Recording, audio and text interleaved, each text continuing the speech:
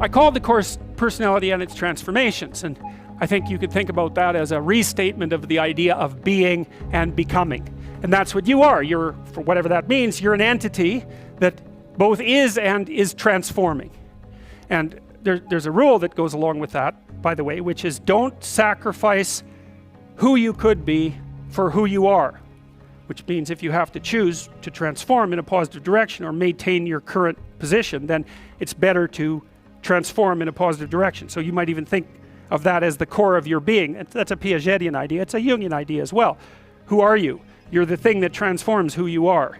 Now you're also who you are, but on top of that, you're the thing that transforms who you are. And I do think that that's not an arbitrary statement. You know, one of the things that modern universities do dreadfully now is convince their students that value structures are relative, and that's a big mistake.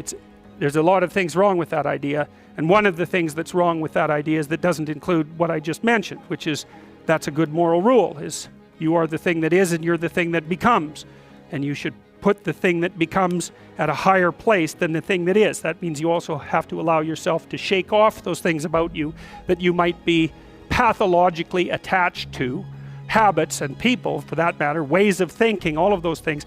You have to allow yourself to shake those off, and that's more like a burning. That's why the phoenix is the symbol that it is, right? It's old and it deteriorates, it bursts into flame, and then it's reborn. It's like, well, do you want to be reborn? It's like, that's not the question. The question is, do you want to burst into flame? And the answer to that generally is no, but that's the wrong answer. The right answer is you let all that nonsense burn away.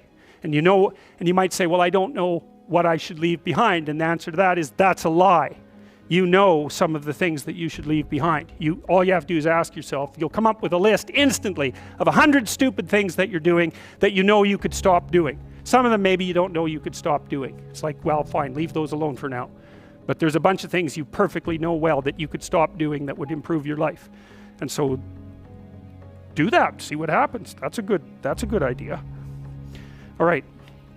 So it's personality and its transformations, because partly I wanted to talk to you about what you are as a human being and also as an individual, but also what you could become. And that's actually a crucial question in the domains of clinical psychology in particular, because a lot of what you're doing with people as a clinician is trying to figure out who they could become. That's right. You have a problem, your life isn't what it could be. It's like, fine, let's see what it could be like if we changed it. We'll figure out how to change it. That's got to be a negotiated dialogue, right? Because like, I don't know what the hell you should do with your life. I can help you figure it out, maybe. We can talk about it, but you are the person who has to decide if the things that you're aiming for, you know, get you out of bed in the morning, because that's at least one of the crucial issues. So you got to specify the goal.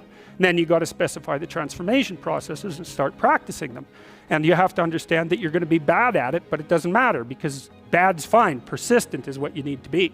If you persist, with tiny improvements, if you persist, you win.